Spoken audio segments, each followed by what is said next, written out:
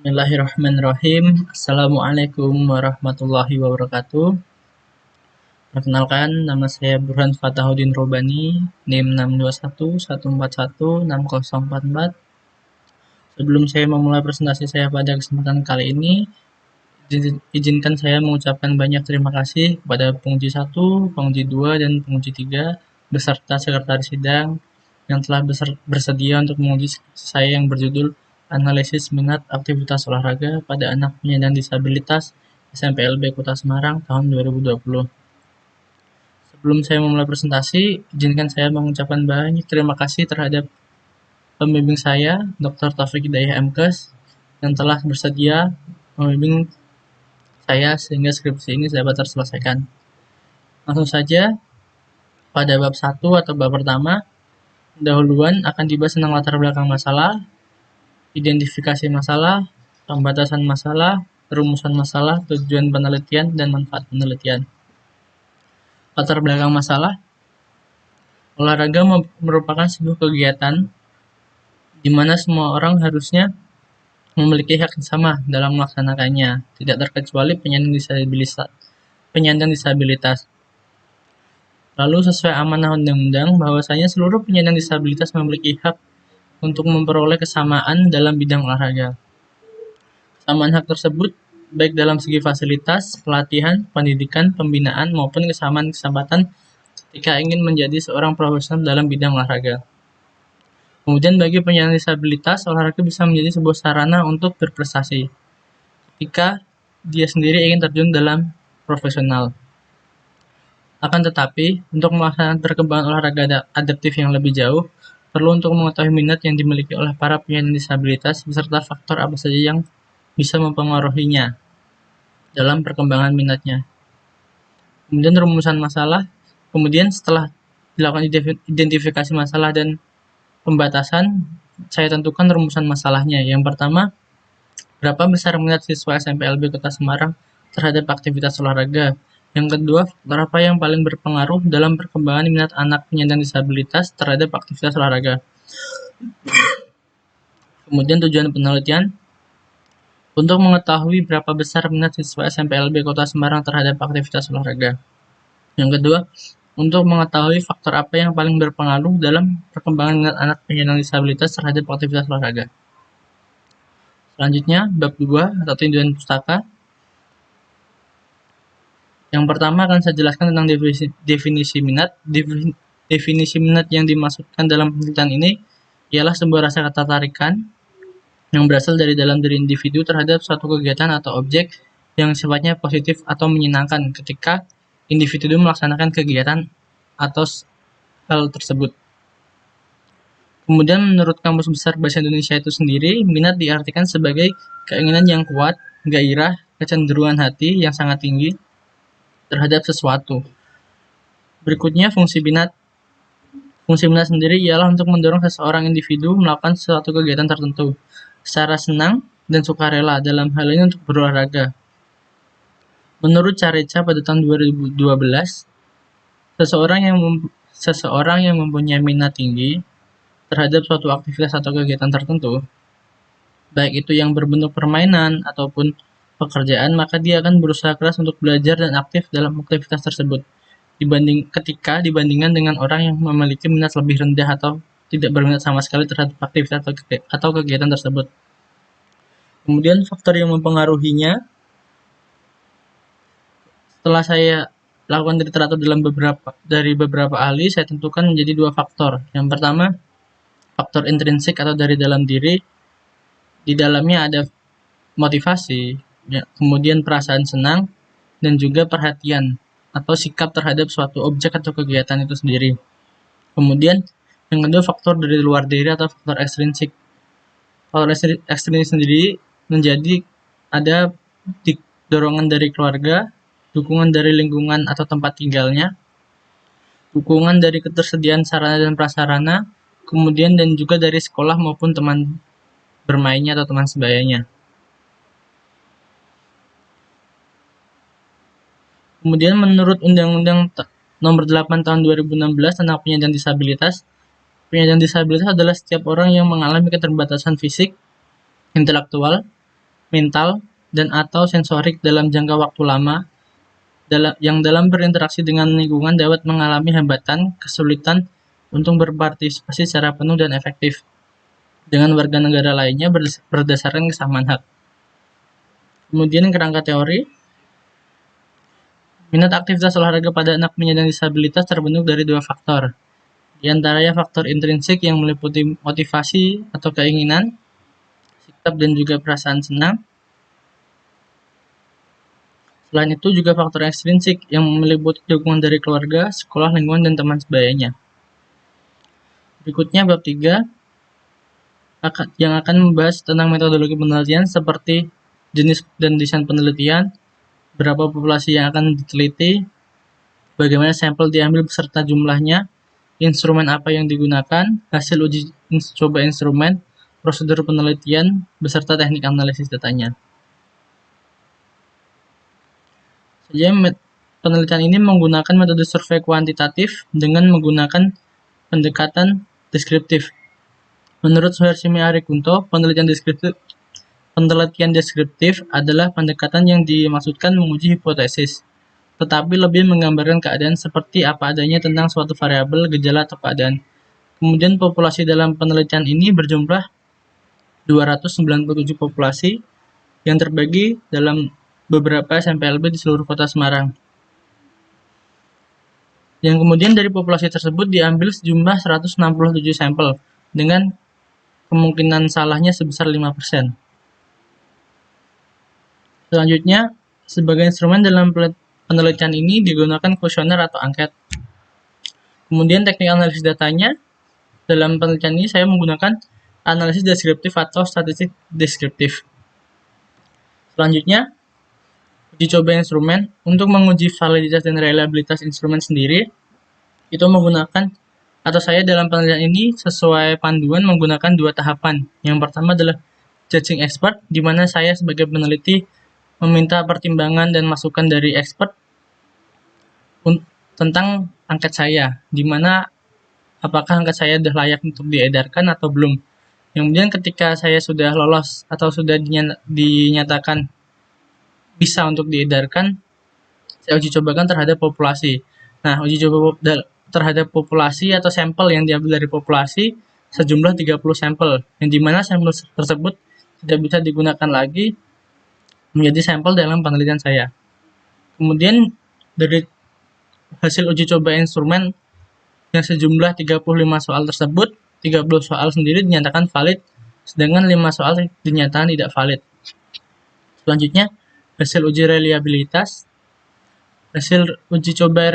Hasil dari uji reliabilitas instrumen nilainya sebesar 0,921 dan nilai tersebut lebih besar dari R tabel yang sebesar 0,361. Jadi dapat disimpulkan bahwa seluruh instrumen atau angket atau item dari setiap soal pun itu dinyatakan reliable.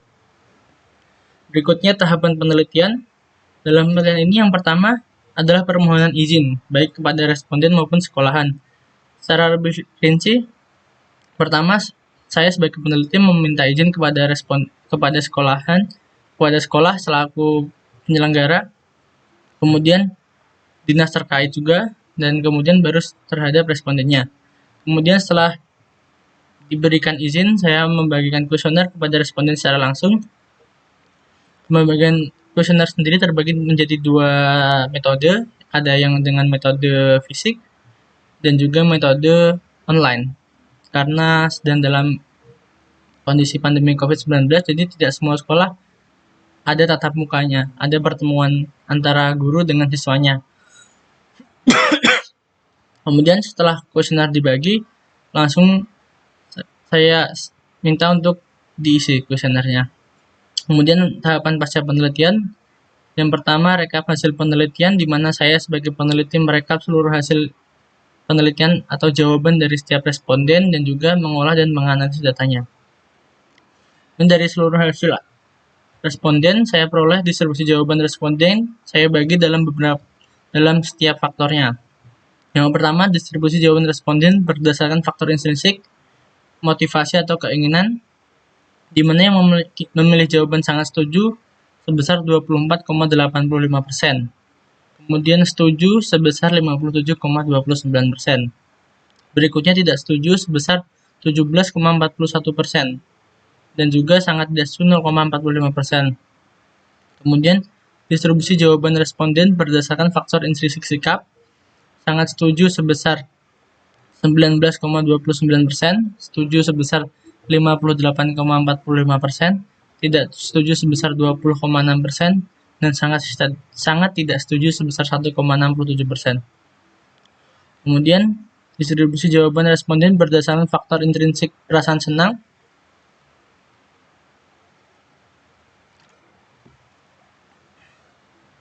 Jawaban sangat setuju sebesar 13,99%, setuju sebesar 60,12%, tidak setuju sebesar 12,88%, dan juga sangat tidak setuju sebesar 4,02%.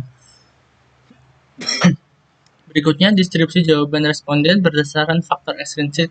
Yang pertama teman sebaya, sangat setuju sebesar 27,08%, setuju sebesar 65,18%, tidak setuju sebesar 6,99%, sangat tidak setuju sebesar 0,74%.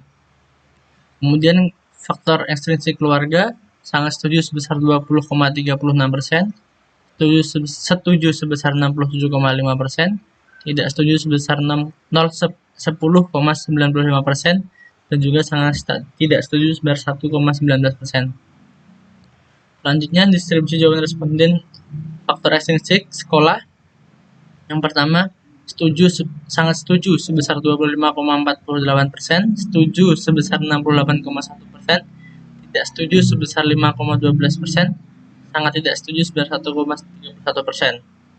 Selanjutnya lingkungan, sangat setuju sebesar 20,83%, setuju sebesar 64,09%, tidak setuju sebesar 14,09%, sangat tidak setuju sebesar 0,99%. Kemudian masuk ke dalam bab 5, di mana akan dilakukan pembahasan. Pembahasan sendiri diperoleh dari hasil yang diperoleh dari indikator faktor intrinsik dan juga hasil dari indikator faktor ekstrinsik tadi, yang disimpulkan menjadi minat aktivitas olahraga pada anak penyandang disabilitas SMPLB Kota Semarang tahun 2020. Jawaban responden pada faktor intrinsik, motivasi memiliki jawaban terbanyak dengan jawaban setuju memiliki persentase sebesar 57,29%.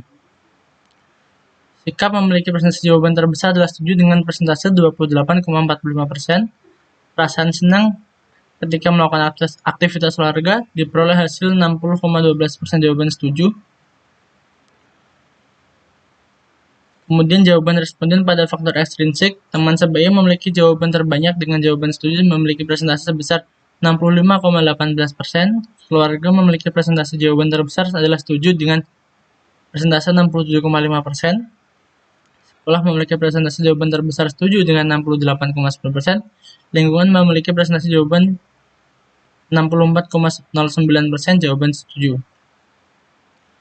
Kemudian minat siswa SMPLB Kota Semarang terhadap aktivitas olahraga. Setelah dilaksanakan penelitian kepada siswa SMPLB Kota Semarang tentang minatnya terhadap aktivitas olahraga, hasil menunjukkan bahwa mayoritas siswa memiliki minat yang cukup tinggi terhadap aktivitas olahraga berdasarkan hasil penelitian yang telah dilakukan. Analisis minat siswa SMPLB Kota Semarang terhadap aktivitas olahraga dengan kategori minat sangat rendah adalah sebanyak 10 responden, atau hanya sebesar 6%. Kemudian minat rendah cukup banyak sebanyak 43 responden, atau 25%, 25,6%, atau bisa dikatakan seperempat dari siswa SMPLB Kota Semarang tidak memiliki minat yang rendah terhadap aktivitas olahraga. Kemudian responden yang memiliki minat sedang sebesar 70 responden atau 41,7%, dan juga minat yang memiliki minat tinggi, minat sangat tinggi maksud saya, sebanyak 31 responden, yaitu 18,5%. Minat sangat tinggi sebanyak 14 responden, yaitu 8,3%. Berikutnya, kelemahan dalam penelitian ini. Sebenarnya dalam penelitian ini saya sudah berusaha dengan maksimal sesuai dengan panduan dan juga literatur yang saya miliki. Akan tetapi dalam penelitian ini memiliki kelemahan. Yang pertama, tidak dibahas secara spesifik jenis olahraga yang diminati, melainkan hanya sampai terhadap minat terhadap olahraga secara umum. Kemudian tanpa adanya pertemuan secara langsung, sulit untuk mengetahui tingkat kesungguhan yang dimiliki setiap responden dalam memberikan jawaban. Yang berikutnya hambatan. Hambatan sendiri yang saya alami dalam penelitian ini karena sedang berlangsungnya pandemi COVID-19 sehingga terbatasnya akses komunikasi secara langsung dengan para responden. Karena dalam masa pandemi COVID-19 ini, mayoritas atau sebagian besar atau hampir seluruh siswa melaksanakan pembelajaran secara tidak tatap muka atau dalam jaringan. Kemudian bab 5, simpulan dan saran.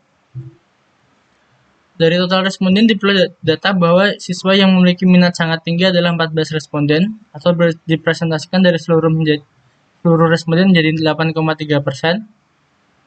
Siswa yang memiliki minat tinggi sebanyak 31 responden atau 18,5%. Siswa yang memiliki minat sedang sebesar 70 responden atau 41,7%.